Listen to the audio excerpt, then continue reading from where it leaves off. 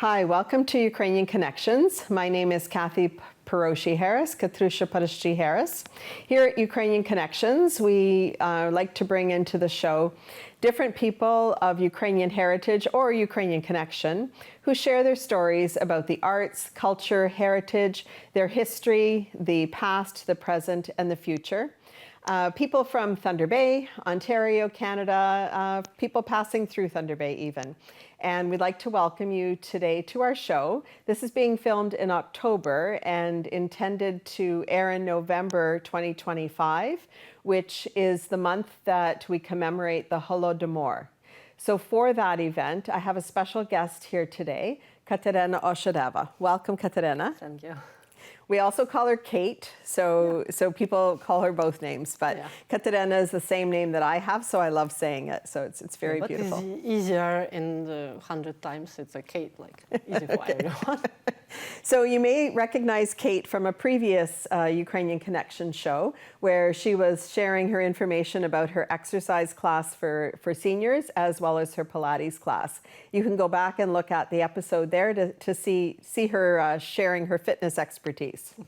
Today we have a bit of a somber note, and I do want to put a note out to you that this may not be a show today for children to watch or listen to, but it is a very important show to share our stories about the past and bring them to the present so that we understand things that have happened in the world, and we try to avoid them from rehappening and reoccurring and people being affected negatively. So Katheryna's here today to share her story of her family who was affected by the Holodomor. So if you could maybe first tell us a little bit about what Holodomor is for some people that may not know what it is, and a little bit of information about that first. Yeah, sure. So Holodomor, it's not just a catastrophe in our history, it's just a way to genocide Ukrainian people on their own land by the starvation to the death. And it was not just in the years like in 1932, 33, because mostly people are thinking it's just in this period of time. But actually it was a three-way of Holodomor starvation. First one with a start in 1921, and it was people start to do some sprotiv, like make something like yourself protest against the government, because Holodomor was exactly made starvation by the government. It's not just we haven't harassed or had a problem with our lands. No, we have more than enough grains, we have more than enough foods, but the government told everyone that we need to follow the plan, this communistic stuff. We have a plan. We need these 5 years we can collect some amount of grain, some amount of food, but it was just a cause, because the main idea was just starve to the death as much Ukrainian people as they can. Because, most important stuff in Ukrainian people, in Ukraine, in Ukrainian culture, in our land, it's a freedom. We never just sell our freedom for the food. And it was like that. We just were against the government, and they start the genocide. In that period of time, it was like with the starvation way. Okay, so at this period of time, it was the Soviet Union that Ukraine was one of the Soviet republics, as were many other countries part of the Soviet Union, and it was the Soviet Union government. And in late 1920s, it was Stalin that decreed the second Holodomor. Yeah, and both my parents, my grandparents was victimed by the Holodomor.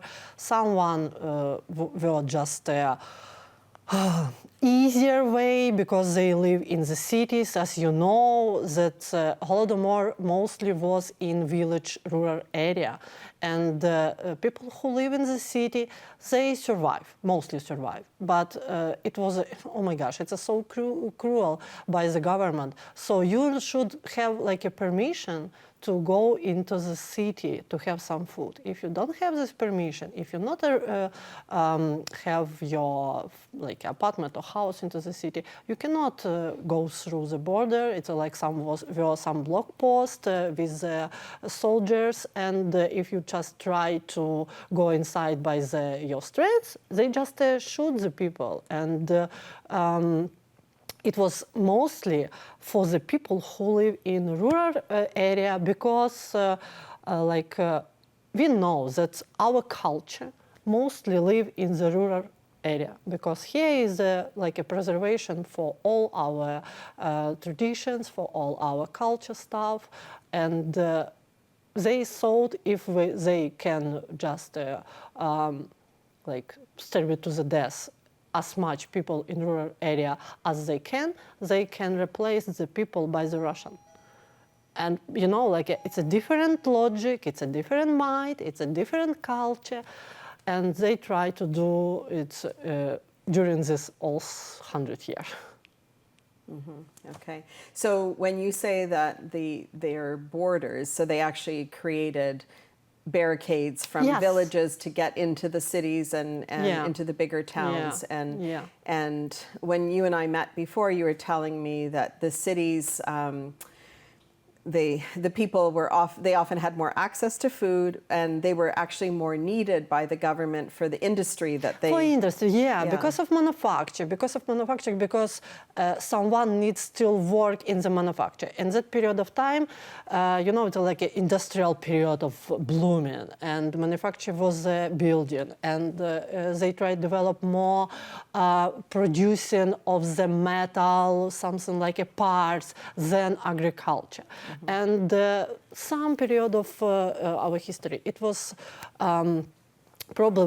really problem with harvest and like a врожай. And it was less money than government should have. And they start to sell all the grains, all the food through the border to just get money. So they just collect everything from the rural area. But before that, they promise the people that if you go into the communa, in kolhosp, Mm-hmm. collective farms. Yeah, collective farms. Yeah. Mm-hmm. You can have your like a part of the harvest, like a 20% of the harvest. But harvest, yeah. So, but in the end, they just collect everything because it was just a cause to kill the people. The reason. Okay. Yeah. So stay tuned. We'll be right back.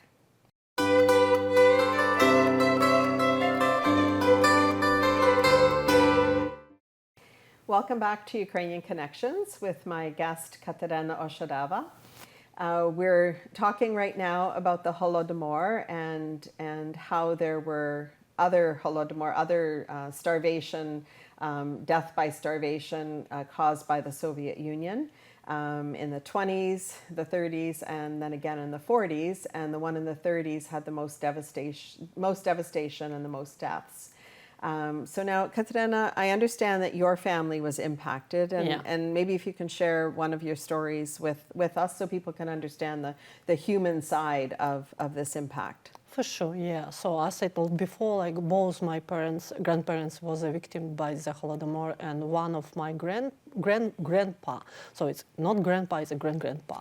He was during the first Holodomor in 1921, and he tried to do some protest with the family, with the friends, and he survived in that period of time. And when the second one, Holodomor in 30s years, start again, he just like travel by the job, his job around the rural territories, and saw how it start again.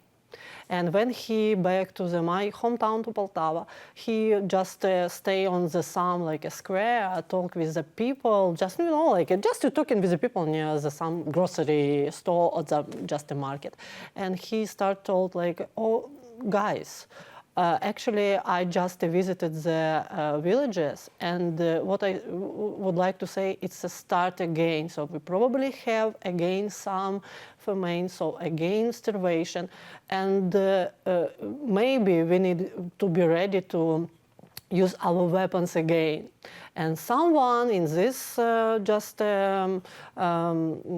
of people just heard that, and after that just noticed this information to the government. And after a couple of days, my grandpa just was took by the police in some like investigation, what he told, why he is told, and he was prisoner by the government. And it was that period of time, it's called like 20 years. They have some like 20 years without permission to send the letter.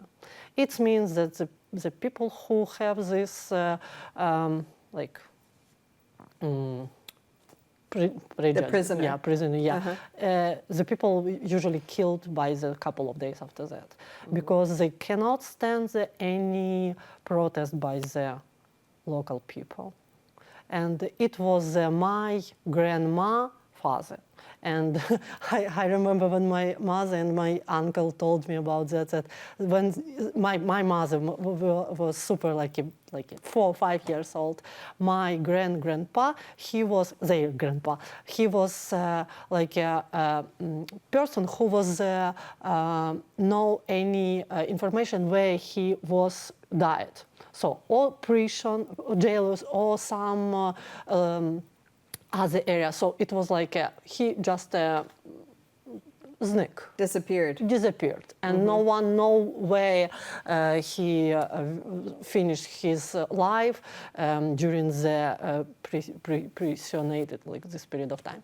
And they dreamed like maybe one day someone knocking the door, and it was our grandpa, because like you hope. Yeah, you hope. 95% you understand that he was killed, but 5% you're just thinking about maybe someday. And we have some grave for him, nobody on here, we just have his photo and the days when he was born and when he was took by the police, so because we don't know how much he lived after that. And my grandma, she survived because in the Holodomor because of she lived in the city. As I told, it was a bit easier in the city because they have tickets for the food. If you have tickets, you can have some, not the fancy white bread, of course, but some bread, some vegetables, some like a potato. You can survive. Of course, you cannot eat like 3 times per day or something like that, but you can survive. Village area, no. They took everything, and if it's a compare to my one grandparents, it's my father parents, mother. Like she were just 40 kilometers from my hometown, from Poltava, just 40 kilometers. And the people in Poltava survive. People just 40 kilometers. It's a 30 minutes by car. Died by starvation. And in my mind, it's oh my gosh, you just work so much on this land, you grown up your harvest, you try to do your best, give everything to your kids.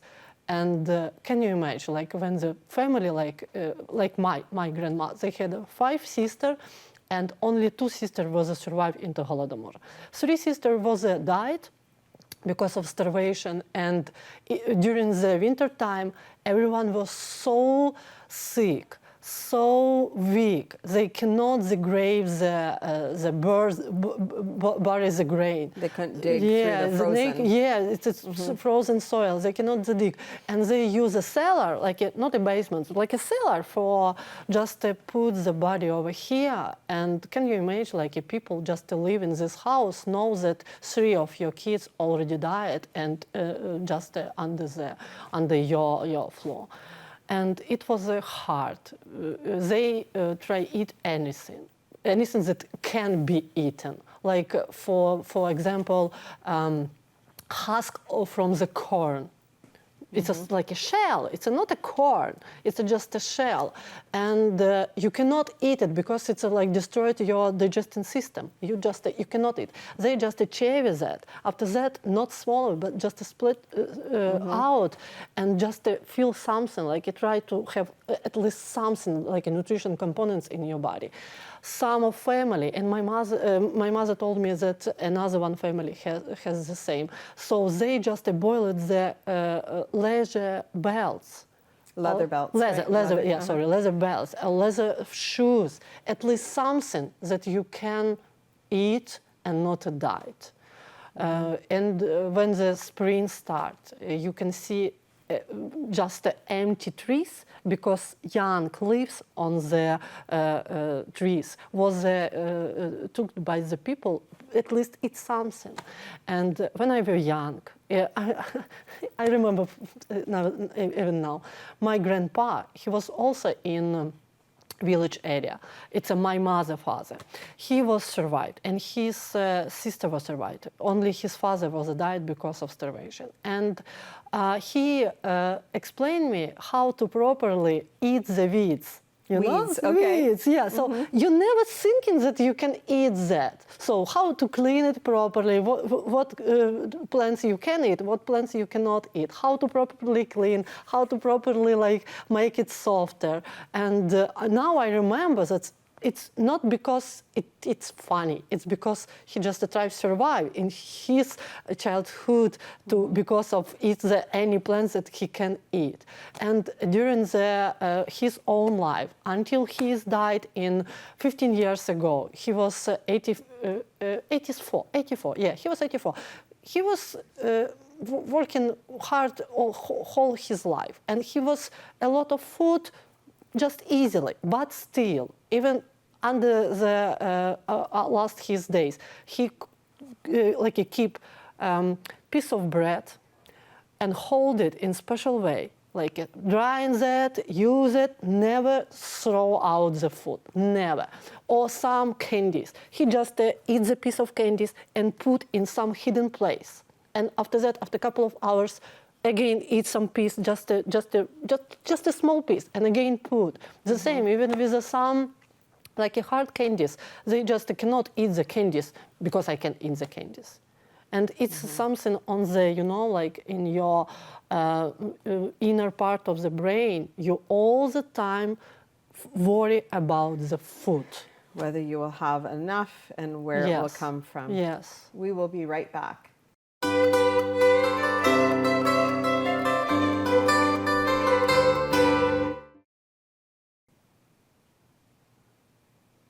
Welcome back to Ukrainian Connections with our guest Katheryna Oshadava. You were in the midst of telling me some stories about your family, your great-grandparents, your grandparents, and those who survived, and how and where, and understanding that the people living in the villages were the most likely to die of forced starvation. Yes, yeah. Even though there was a lot of food that they were growing and was being taken away. So I'm wondering if there's other stories that you have of family members that you would like to share. So one more, it's about my father, my grandpa. So because he was born in 1914, during the second one, Holodomor, he was a big man. And it was a period of time when everyone, like now in Ukraine, everyone, if you're man, you should go into the army. And in that period of time, he was in army, and it was a Kiev, and the Kiev was okay in period of Holodomor because it's like economic area, and I don't remember exactly.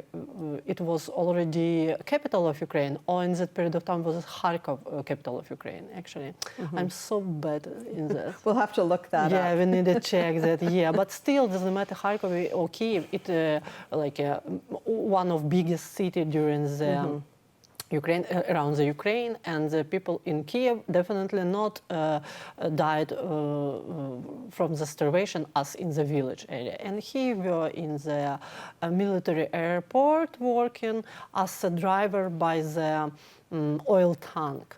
And when he going back to their village, it was a part of Ukraine, mostly to the west part.